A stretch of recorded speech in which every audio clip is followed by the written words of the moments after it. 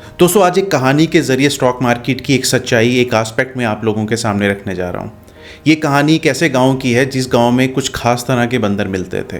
वो बंदर आम बंदरों से थोड़े ज़्यादा इंटेलिजेंट होते थे और वो चीज़ों को बहुत जल्दी सीख लेते थे। उस गांव के निवासी कुछ छोटे मोटे लेवल पे उन बंदरों का व्यापार किया करते थे। एक दिन उस गांव में बाहर से एक फॉरेनर आया, उसका नाम माइकल था। माइकल उस गांव में आया, उसने वहाँ पे जितने बंदर भी वहाँ पे अवेलेबल उस समय थे वो सब 50 रुपये में खरीद लिए। 50 रुपये वहाँ पे उस बंदर का उस समय रेट चल रहा था। माइकल हर हफ्ते 10 दिन के बाद वहाँ पे आता था और जितने बंदर उसको मिलते थे 50 रुपये में वो बंदर वहाँ से खरीद के ले जाता था। कुछ महीने ऐसे चलता रहा। माइकल ने खूब सारे बंदर वहाँ से खरीद लिए।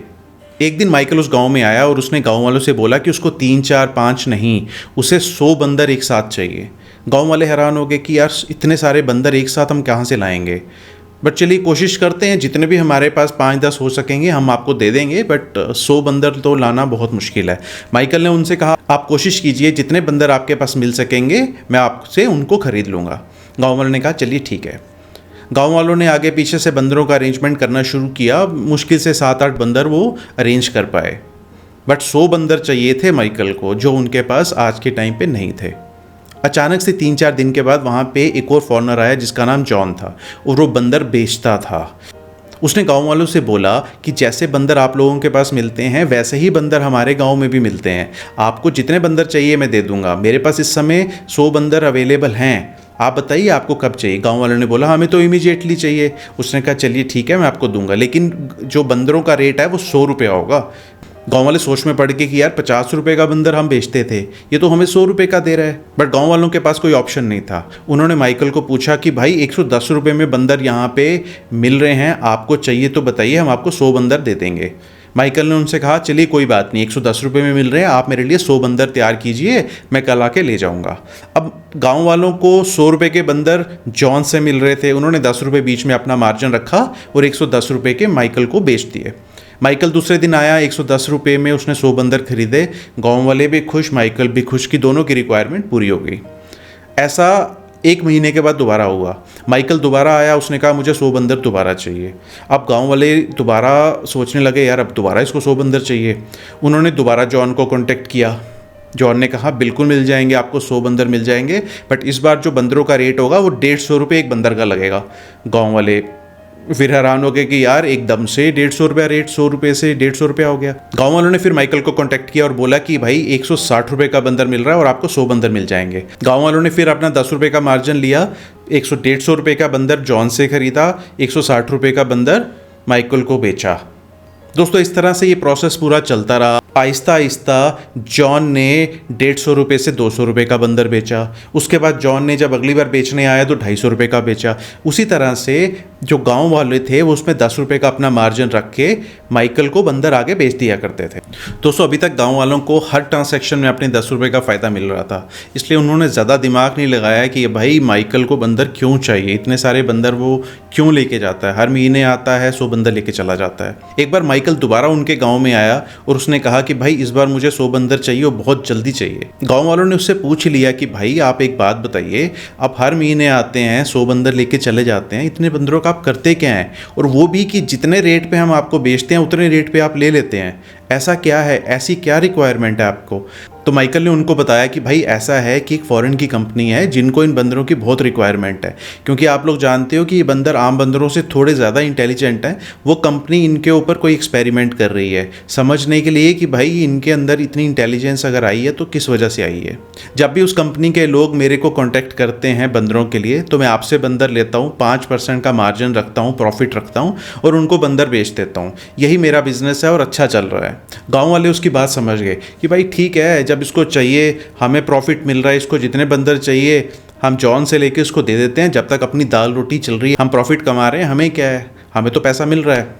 गांव वालों ने दोबारा से जॉन को कांटेक्ट किया और उसको बोला कि भाई हमें दोबारा से 100 बंदर चाहिए। जॉन ने उनसे बोला कि भाई इस बार तो बंदरों के रेट बहुत बढ़ चुके हैं, एक बंदर का रेट 500 रुपये हो चुका है और मेरे पास 100 से ज़्यादा बंदर हैं, बट रेट बहुत ज़्यादा हो चुका है 500 रुपये। अगर आप खरीद सकते हैं तो बताइए, मैं आपको आज ही उतने बंदर प्रोवाइड कर देता हूँ। गांव वालों ने माइकल को कांटेक्ट किया और उसको बोला कि भाई देखो आपको 100 से ज़्यादा बंदर मिल जाएंगे, बट एक बंदर 550 रुपये का पड़ेगा। माइकल ने उनसे बोला कि भाई 550 में आपके पास जितने बंदर हैं मैं खरीदने के लिए तैयार हूँ, मैं कल सुबह आऊँगा और सारे के सारे बंदर आपसे ले जाऊँगा। इस बार गांव वाले बड़े खुश थे। इस बार इसलिए खुश थे कि उनको समझ में आ रही थी कि भाई 500 रुपये का बंदर खरीद रहे हैं और 550 का बेच रहे हैं, हर बंदर पे 50 रुपये का प्रॉफिट, बहुत बड़ा प्रॉफिट था उनके हिसाब से। कुछ दिन पहले वो एक बंदर 50 रुपये का बेचते थे, आज उनको एक बंदर पे ही 50 रुपये का प्रॉफिट हो रहा है। गांव वाले बहुत खुश थे।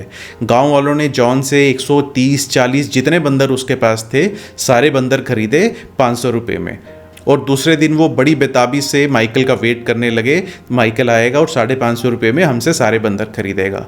माइकल उस दिन नहीं आया, माइकल दूसरे दिन भी नहीं आया, माइकल तीसरे दिन भी नहीं आया, माइकल पूरे एक हफ्ते नहीं आया। दोस्तों, इनफैक्ट माइकल उसके बाद कभी भी उस गांव में बंदर खरीदने नहीं आया। जो बंदर गांव वालों ने 500 रुपये के हिसाब से खरीदे थे वो उनके पास ही पड़े रह गए। दोस्तों, अभी तक इस कहानी में जो हुआ, इसमें दो ऐसी चीज़ें हैं जिस पे आपका ध्यान ज़रूर गया होगा। पहला, अभी तक तो आप समझ चुके होंगे कि जॉन और माइकल आपस में मिले हुए थे। माइकल उस गांव में गया, उसने 50 रुपये में बंदर खरीदना शुरू किए। जब उसके पास खूब सारे बंदर हो गए उसने जॉन को दिए। जॉन उस गाँव में आया, उसने गाँव वालों को बंदर वापस बेचे। माइकल ने दोबारा वही बंदर उनसे खरीदे 10 रुपये के नुकसान पे, क्योंकि आपने देखा पहली बार जब जॉन ने उनको बंदर बेचे 100 रुपये के बेचे, माइकल ने उनसे 110 रुपये में खरीदे। इसी तरह से 2-3 बार दोबारा माइकल गया, माइकल ने वही बंदर गांव वालों से 10 रुपये के नुकसान पे खरीदे जो उसने जॉन को ट्रांसफ़र किए थे। इस तरह से जो बंदर 50 रुपये में उसने खरीदने शुरू किए थे, अब उसका रेट उसको अराउंड 70 से 80 रुपये पड़ रहा था।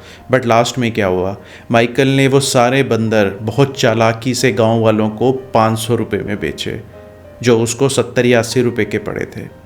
इतना ज़्यादा प्रॉफिट उसने गांव वालों से कमाया, इतना ज़्यादा धोखा उसने गांव वालों को दिया। अल्टीमेटली उसने गांव वालों को ट्रैप में फंसाया और उनका पैसा लूट के चला गया। दोस्तों, दूसरी चीज़ जिस पे आपका ध्यान ज़रूर गया होगा कि गांव वाले इस पूरे प्रोसेस में इतने ज़्यादा मगन हो गए कि उनको पता ही नहीं चला कि उनके साथ कुछ गलत हो रहा है। वो बंदर लेते थे, आगे बेचते थे, अपना प्रॉफिट कमाते थे और खुश रहते थे। उस प्रॉफिट कमाने की खुशी में ही उनको कुछ भी समझ नहीं आया कि उनके साथ कितना बड़ा धोखा हो रहा है। उन्होंने कभी इस चीज़ पे ध्यान नहीं दिया कि भाई अगर हम जॉन से इतने महंगे बंदर खरीद रहे हैं और माइकल नहीं आया तो हम बंदर किसको बेचेंगे। अल्टीमेटली दोस्तों, गांव वालों ने जो बंदर 500 रुपये के खरीदे थे, कुछ देर के बाद उन बंदर का रेट वापस 50 रुपये हो गया, क्योंकि माइकल और जॉन ने मिलके आर्टिफिशियल डिमांड क्रिएट किया था। सच में बंदरों की डिमांड नहीं थी, उन्होंने आपस में मिलके ऐसा एनवायरनमेंट क्रिएट किया था कि बंदरों का जो रेट था वो आर्टिफिशियली इंक्रीज़ होता गया, और उसका फ़ायदा उठा के माइकल और जॉन ने उनको सारे बंदर बहुत महंगे रेट पे बेच दिए। जो बंदर गांव वालों ने 50 रुपये का कभी बेचा करते थे, वही उन्होंने जॉन से 500 रुपये में ख़रीदा। दोस्तों, इसी प्रोसेस को यूफोरिया बोला जाता है, और इस यूफोरिया में आम आदमी बहुत बार ट्रैप हो जाता है। दोस्तों, अब आप एक काम कीजिए, बंदरों को इस कहानी में से बाहर निकालिए और शेयर्स को, स्टॉक्स को इस कहानी के अंदर डालिए और दोबारा इस कहानी को एक बार दोहराइए। आपको समझ में आ जाएगा कि यार बहुत बार ऐसा होता है कि आम इन्वेस्टर और ट्रेडर्स को जो मार्केट फोर्सेस हैं, कुछ ऐसी मार्केट फोर्सेस हैं जो ट्रैप करती हैं। इसी यूफोरिया में बहुत बार आम इन्वेस्टर और ट्रेडर ट्रैप हो जाता है और बहुत बड़ा लॉस करता है। दोस्तों, यूफोरिया के समय स्टॉक का प्राइस बहुत तेज़ी से भागता है, कई बार कुछ दिनों में ही 2 से 3 गुना हो जाता है। सभी लोग इसकी तरफ ध्यान देते हैं। लोगों के अंदर एक फोमो की फीलिंग होती है, यानी कि फियर ऑफ मिसिंग आउट। भाई, इस बंदे ने, मेरे दोस्त ने ये स्टॉक ले लिया, मेरे कलीग ने ये स्टॉक ले लिया, उसने पैसा कमा लिया, मैंने कैसे मिस कर दिया। अब जब भी मेरे पास पैसा आएगा, जब भी मेरे को मौका मिलेगा, मैं कुछ शेयर्स इस स्टॉक के ज़रूर लूँगा।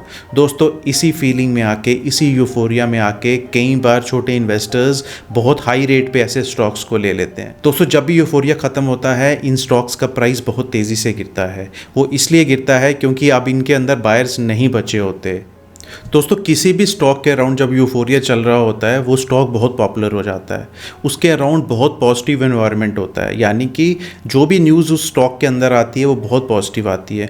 लोगों को शक ही नहीं होता कि यार ये स्टॉक जब इतना तेज़ी से ऊपर भाग रहा है तो पक्का बड़े बड़े लोग इसको खरीद रहे होंगे और इसमें कोई गलती हो सकती है। एक नॉर्मल इन्वेस्टर एक स्टॉक के अच्छे ट्रेंड या यूफोरिक फिनोमिना को डिस्टिंग्विश नहीं कर सकता। Strong hands, smart money already अपने शेयर्स बहुत हाई रेट पे छोटे इन्वेस्टर्स को ट्रांसफ़र कर चुके होते हैं। दोस्तों स्टॉक्स की दो एग्जांपल मैं आपके सामने रखना चाहता हूं जिसमें इन्वेस्टर्स ने बहुत बड़ा लॉस किया। 2008 में यूनिटेक जो स्टॉक 500 रुपये के ऊपर ट्रेड कर रहा था वही आने वाले समय में 4 रुपये तक पहुंच गया। दूसरी एग्जांपल यस बैंक जो स्टॉक 2018 में अराउंड 400 रुपये तक ट्रेड कर रहा था वो गिरता गिरता अराउंड 7 से 8 रुपये तक पहुंच गया अगले 1 से 1.5 साल में। जब ये यूफोरिया ख़त्म होता है तो स्टॉक का प्राइस कभी कभी आधा रह जाता है आने वाले 2 से 3 हफ्ते के अंदर अंदर।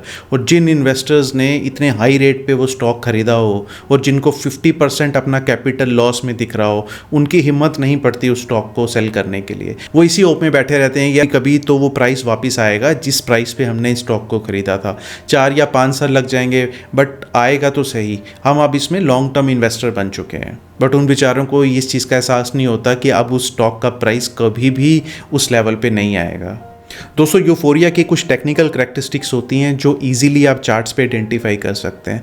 आप सिर्फ उसमें से इन्वेस्ट होने से बच ही नहीं सकते बल्कि आप अगर ऑलरेडी इन्वेस्टेड हैं तो पूरे यूफोरिक मूवमेंट में पूरे यूफोरिक राइज को आप राइड कर सकते हैं। एक बार जब यूफोरिया को आइडेंटिफाई कर लेते हैं आप कोशिश ये करते हैं कि अगर आप ऑलरेडी इन्वेस्टेड हैं तो आप तब तक उस स्टॉक से ना निकलें जब तक उस स्टॉक का ट्रेंड रिवर्स ना हो। अगर वो यूफोरिया में चल रहा है तो क्या हो गया, आपके स्टॉक का प्राइस तो बढ़ रहा है ना।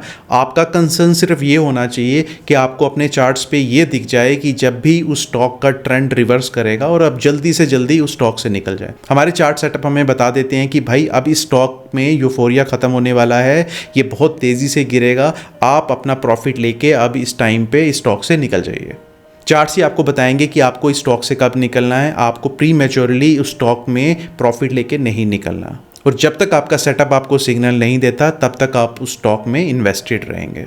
फंडामेंटल एनालिसिस की हेल्प से आप ये देख सकते हैं कि कंपनी की फाइनेंशियल हेल्थ कैसी है, कंपनी का बिजनेस कैसा चल रहा है, कंपनी के फ्यूचर प्रॉस्पेक्ट्स क्या हैं, क्या कंपनी के फ्यूचर प्रॉस्पेक्ट्स आज के करंट प्राइस को जस्टिफाई करते हैं। दोस्तों यहाँ से आपको कुछ क्लूज़ मिलना शुरू हो जाते हैं। दोस्तों ये तो था एक यूफोरिया का ब्रीफ इंट्रोडक्शन। मैंने इसमें ये समझाने की कोशिश की है कि एक स्टॉक यूफोरिया में किस तरह जाता है, उसके आगे पीछे किस तरह का एनवायरनमेंट क्रिएट किया जाता है। दोस्तों मैं एक सेपरेट वीडियो लेके आऊँगा जिसमें हम डिटेल में देखेंगे कि चार्ट्स पे हम यूफोरिया को किस तरह से आइडेंटिफाई कर सकते हैं, किस तरह से उसको राइड कर सकते हैं, किस तरह से हम एग्जिट ले सकते हैं, ऐसे कौन से सेटअप्स, ऐसे कौन से सिग्नल हमें चार्ट पे दिखते हैं जिसकी हेल्प से हम स्टॉक में राइट टाइम पे एग्जिट ले सकते हैं। अगर दोस्तों आपको ये वीडियो अच्छी लगी हो please like this video, please subscribe my channel and share this video with your friends. Thanks for watching.